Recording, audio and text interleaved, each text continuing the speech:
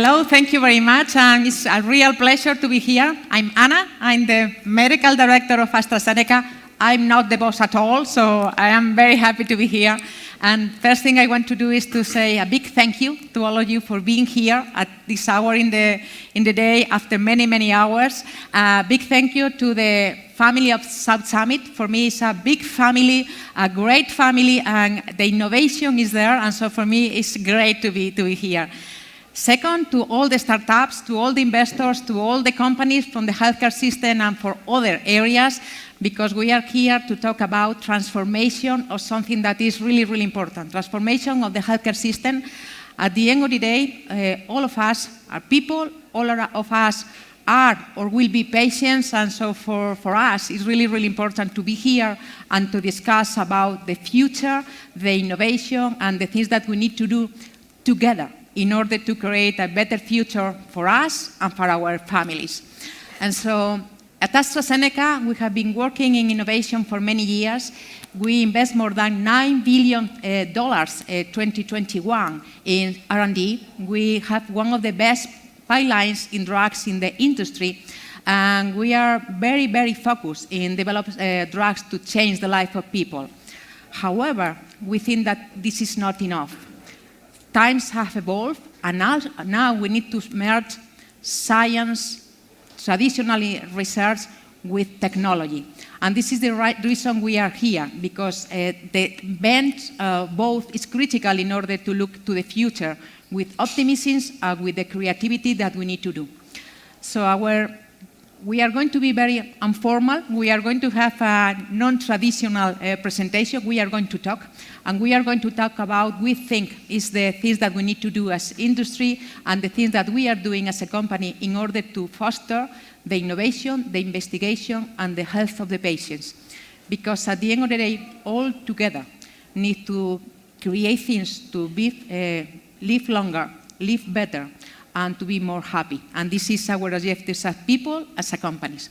So I am very proud to be here with my colleagues, and the objective today is to introduce how we are working in AstraZeneca in this new ecosystem that we are creating, moving from ego to ecosystem to develop this kind of relationship.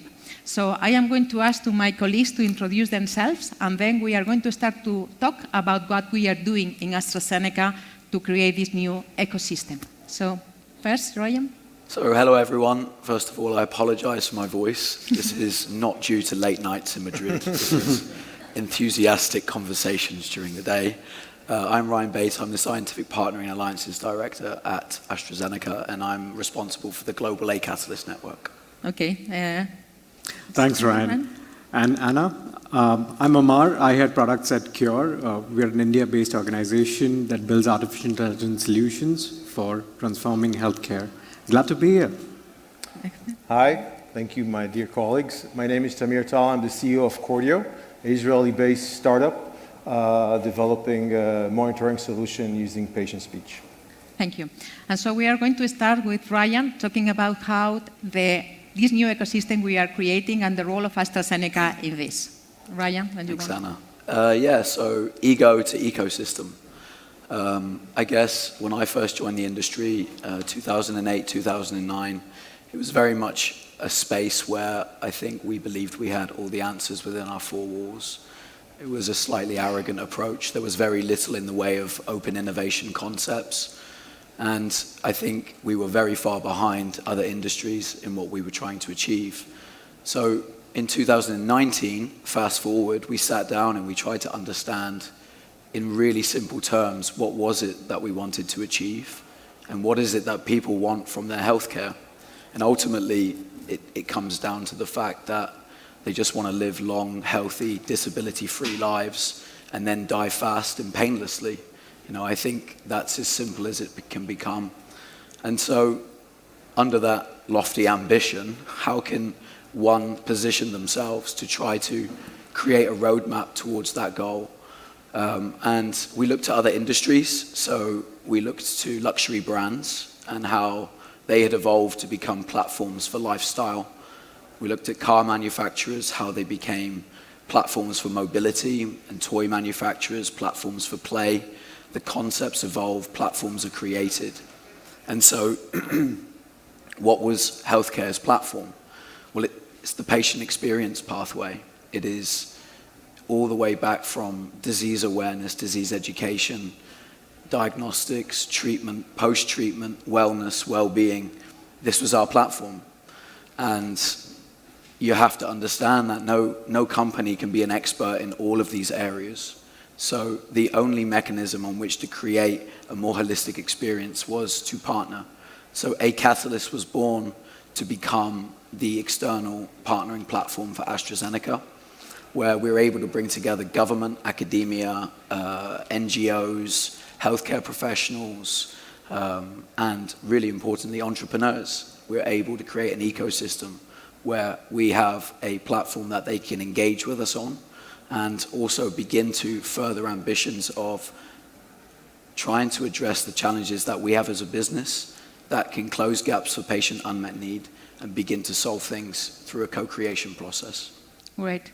And so Aman and Tarim have been working with us in the different hubs, and probably continuing with the presentation of Ryan.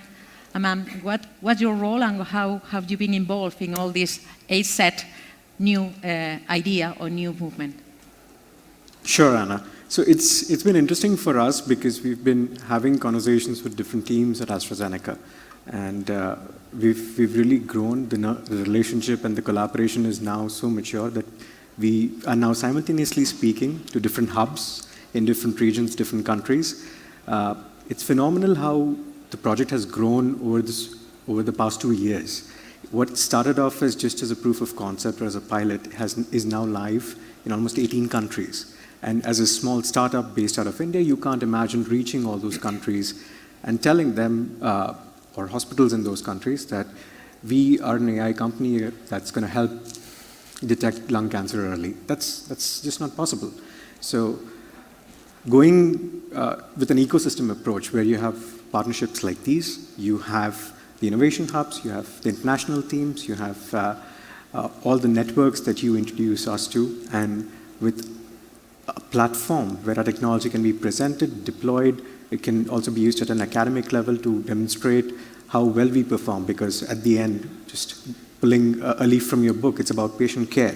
It takes a village to treat a patient in the slang sense. But for us, that opportunity, that holistic opportunity to not just demonstrate the proof of concept, but deploy, build evidence, and impact patient care. To date, we've screened more than 50,000 individuals across these 18 countries. We've taken different parts of our technology in different countries. So, for example, we build medical image interpretation algorithms. So, with a chest X-ray, we are able to generate a fully automated report that includes the visual annotations, a report that you would get from a radiologist, and it's all machine generated. To get there, as a small research company, you need to invest a lot in R&D. But to take that to the markets, to take that to reach at potentially 5 million lives by 2025, it's the ecosystem that needs to come together. Yeah. My dad died of lung cancer, Ryan too. And when you think the amazing thing that you are doing, the opportunity to give more life to people, I think it's amazing, because sometimes we talk about the collaboration, the ecosystem, but after this ecosystem, there are people, there are fathers, that, and we can change the life. And you are doing a great job in changing the life of people, and the collaboration is critical. Tarim, our collaboration with you is also great, so can you explain a little bit more in detail? Yes, I would take it from a different approach a little bit. For companies so big and important in the healthcare ecosystem such as AstraZeneca, it's very hard for a small startup from Israel, no matter how experienced you are, to approach.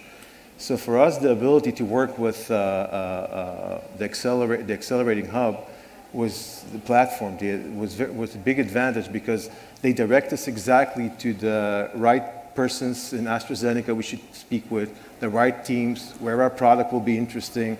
And they're saving you so much time and so much, things that you otherwise will spend on R&D. So first thing and foremost for me is the actual approach to AstraZeneca, to do it the right way and start, harvesting results from the first talks. It was amazing. So this is a big wow for you guys to thinking about it. For us, it's really hard to approach a company such as yourself. So this thing is great. Another thing which is important for us, especially if you look, I think both for Amar and I, but I'll talk about Cordio. We're a digital health company. So for us, it's important to partner with someone that is there all the way from community to hospital, all the time, involved with the patient's life. We are selling a product that is actually, we are monitoring patient, by using only patient speech. We developed a platform calling the Hero that can monitor heart failure patients and alert in time before they deteriorate and go to the hospital, actually transforming their mobile devices into medical devices. And as a result, reducing the hospitalization, improve their quality of life, and reduce mortality while improving healthcare economics.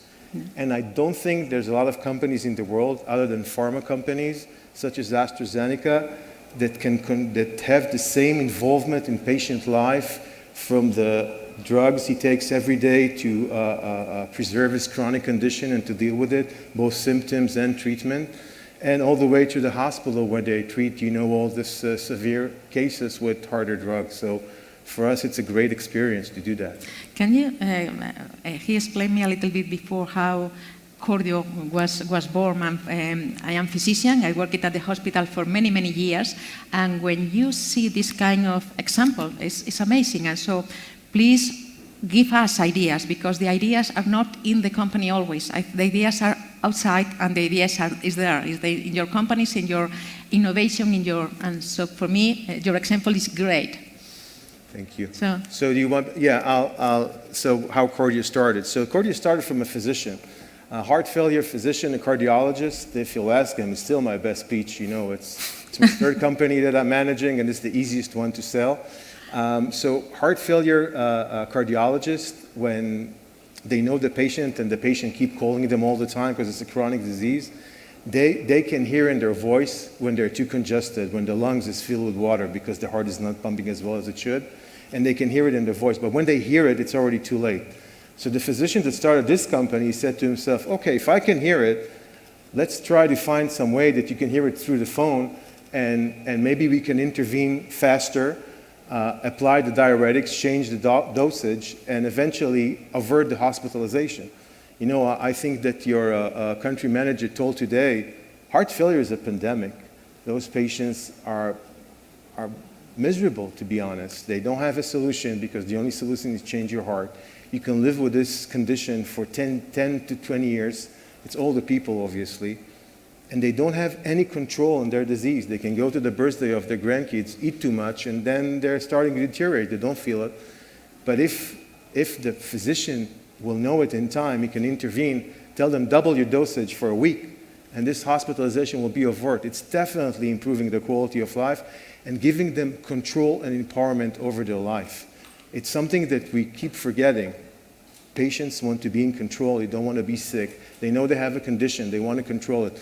The best example, I'm sorry for taking a little bit more time, is diabetic. You've got a lot of diabetic patients living with the disease tens of years because they know exactly their situation. They know to treat it. This is exactly what we're trying to provide to heart failure patients. Thank you. It's great. Ryan, I don't know if your voice is still with us or not, but I will try. Could you, how do you scale the different projects from the different countries and from the different hubs? Is there any kind of scale-up strategy? Yeah, it's a good question, and this is something that we're still working on. We're not perfect at this. This is something. The network is quite young. It's 2 years old. We are creating our framework. We've got 20 innovation hubs across the world, right the way from Colombia all the way to Australia. We have today a very exciting announcement as well, because we have the integration of Spain, which is a wonderful thing for us, because to have Spain within our network not only brings opportunities to Spain. Where's the applause? It's Spain.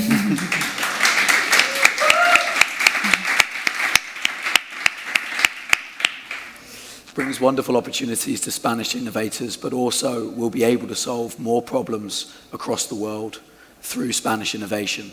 So it's a great day and something that we've been working on, and huge kudos to the local team because they've really smashed the ball out of the park with this, and they'll be integrated into the global network where we can then begin to think about more scaling projects as well. So how do we do this? There's no one method, but we've got an array of, a menu of options really that we have when we support startups. So depending on the maturity, we have many aspects around mentoring, from short-term to long-term mentoring, but this doesn't differentiate from company to company. Pretty much everyone's in this space. We also have a co-development option where we are able to work together with startup and scale-up companies in order to help them develop the solution. We have the ability to help with lab access and incubation. We have the ability to help the founders of startup and scale-up companies understand new commercial pathways in new territories through incubation and other. And then we also have the ability to connect into business development. But that isn't our primary goal. The primary goal is how can we build trust in the ecosystem? How can we be a reliable partner? And as a consequence, we're able to pilot in countries, and then we're able to understand where across the network gaps in healthcare systems may lie, where those solutions might be able to fill those gaps, and thereby we can start the scaling process. Perfect. Thank you very much. Mar, and you told me before that the lung cancer is the first part because you are thinking also in other pathologies, for example, tuberculosis, that can affect a lot of people, not only in the countries has a good level of incomes, but also in the rest of the world. And so right. how is your proposition for the global health in general? Because I think it's also very interesting in your proposition. I'm going to take 30 seconds and speak on heart failure later, but just saying. Yeah, no worries. It's been interesting because 2016 when we first started, we just wanted to teach machines to read medical images. And by 17, we had done experiments in heart failure. We had done experiments in genomics, pathology, radiology. But when you're really using deep learning, which is a specialized form of artificial intelligence, to go through an image and create the exact output that a clinician would, radiology is the most natural choice. And the products that got built out over the years were with chest X-rays and non-contrast CT brains. And as of today, we have something for traumatic brain injury. We have something for stroke. We have about 30 findings, out of which 4 specific conditions in the lung health space. Lung cancer, of course, is a big thing in terms of an early diagnosis where you can make a difference. But from 18 to 20, where we really made progress was in tuberculosis screening in emerging markets and lower and middle income nations. We were able to call out using a chest X-ray in the care cascade who needs to go for a follow-up sputum-based confirmation. And in most traditional programs, they would end up spending, just throwing a number for calculation, about $100 to find 2 individuals. Now, with the use of the AI and the improvement in sensitivity and specificity, that number of individuals that can be found with the same $100 spent potentially goes up to 4 or 5 individuals. So the number needed to screen goes up. And you can have more efficient global health systems looking not just for tuberculosis or for lung cancer. But at the same time, we were in a program in Malawi where we were deployed. It was a tuberculosis screening program. But because we do multiple findings on the chest, we were calling out cardiac enlargement. And incidentally, the program had, and this is a published paper as well, they had 129 individuals who had no history or were not diagnosed with hypertension. So, and when the general practitioners who realized that, they went back, started with simple BP cuff measurements and measuring hypertension. And though that treatment started, how? Through a global health approach, through a public health approach. So we really believe the future is in a universal approach to primary care. Not a lot of nations have universal health coverage, but we need all of these experiments, and they can happen only if multiple stakeholders from the ecosystem are involved. That includes governments, it includes industry, it includes academia, it includes startups, and eventually policymakers. Interestingly, it took us 3 years to get a WHO recommendation. We hope we can do more in the non-communicable disease space as well. Okay, perfect. Thank you. As I told you, I'm a physician, and what is going to be the future of the physician with all these machines working in the world? So what is your vision? I have my vision, then I will let you know, but I think it is important your vision in that. I think that the physician time is expensive. I think that they don't have a lot of time to look at stuff. I think that if you send them too much information, you will get a no-no. I think already physicians in this day and age have too much information. Sometimes they even forget the patient because they're looking at numbers all the time and measurements and tests they need to send the patient to. And I think the idea of digital health companies that are getting into the patient house, getting more and more information, getting more and more ideas how to treat them and how to prevent stuff should be packed really nicely in a way that the decision of the physician should be binary. Should decide, I want to do something, or I do not want to do something. He doesn't need to look at numbers. He doesn't need to think about to analyze stuff. And I think the combination of better measurement with sensors in the house, with technologies such as the company of Omar is developing, can allow physicians to receive concise information specific for each patient. And again, today the information that you get for a patient is all over the place, right? One of the things that they try to do in Israel is to teach the young interns that didn't came from the old school. You don't need to send the patient to too many tests. You're wasting money, time, and you don't make the right decision. So you need to give the right information, very concise to this specific patient. I think this is the big challenge of the entire industry. Yeah, and the physician will be always the physician. That for me is the answer. It's all about empowering physicians, right, Yes. at the end of the day. Yeah. Giving the right actionable insights, the least concise information. Yeah. It can even come to a smartphone. Yeah. You don't need the big screen EMR, EHR screens anymore. You need to make things simply to allow the physician to become more a physician and less of a pilot that reads screens all the time. Right, Yeah. Thank you. Ryan, the last question for you, I promise, is the last one. Talking about the relation also with the different stakeholders that we have as pharma company, I think this innovation hub is totally different to the traditional approach of the pharma companies. What is the relation? What is the reaction of the different governments? How we are perceived differently in the relationship that we need to establish with the different stakeholders to really focus on from being for a pharma company to a healthcare company? That for me is something that is also very important. Yeah, and I think this was a critical question about why we had to change our approach. With everything that you try, you know, sometimes the first iteration fails. We failed in the first iteration. We tried to create a top-down innovation ecosystem, and anyone who knows innovation, that is, you know, ridiculous because that's not going to work. You know, we still did it, but we learned an awful lot of lessons by doing that. The reformatted approach was that we would have each individual innovation hub focus on its local competence. What capabilities did we have internally? So where were our superpowers effectively? And what type of external connections did we have? What was the relationship with the government? What kind of world-leading universities did we have within that country? What kind of startups? Was there an environment of entrepreneurship? And so organically, what began to happen, the innovation hubs began to grow in their own little specialties. And this was really, really something to behold because eventually they began to solve their own patient problems in country. They began to connect to government agendas about, you know, how to improve access to medicine.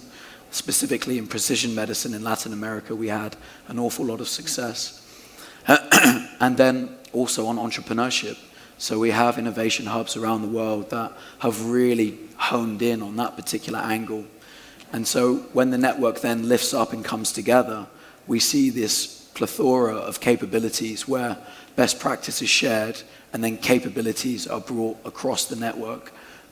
So for us, the lessons learned are engage at the earliest possible time, understand government agendas, because when you've got the government by your side, you are able to accelerate super fast. And by doing the right thing, we're often challenged by our commercial colleagues around the return on investment. You know, what is the return on investment? And it's often around the 12-month mark. it's very difficult working in this space on the return on investment question. I try to reframe and talk about a return on engagement, because when you do the right things and you're providing lecturers to universities and you're providing mentorship to startups and you're assisting in the growth of the community, what begins to happen is the reputation of the organization begins to shift.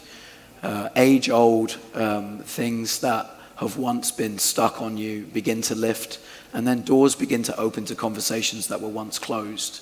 And at the beginning, it was a bit of a chicken and egg situation. You know, we had no examples to be able to demonstrate this return on engagement.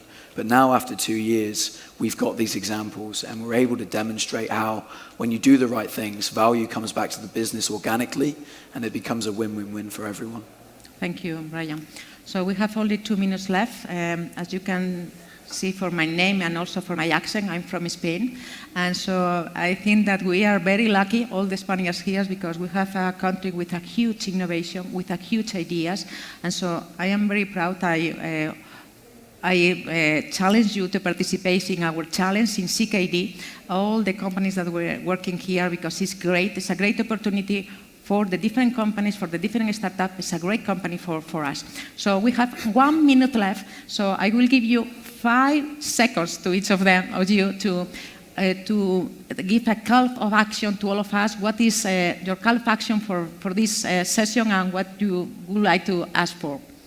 I think that I go back to my first point, is that I think that the main thing here is that you will continue embracing innovative technologies that help patients and help them, climb up the AZ ladder, but then also the bigger healthcare hemisphere that you're a prominent part of. Thank you. Mar? I'm probably going to suggest innovation happens at the edge of chaos. So you have order, where big companies, large ecosystem players can operate at, and you have startups like us, and you've kept us disciplined on stage today, but you really need to strike a balance to drive innovation forward. So shedding the ego to reach that edge of chaos is what I would say. Yeah, thank you. Brian? Any chaos creators out there, get in contact. Thank you very much. It has been a pleasure to be here with you. Have a good day, and have a good couple of days here in a marvelous South Summit. Thank you very much. Bravo.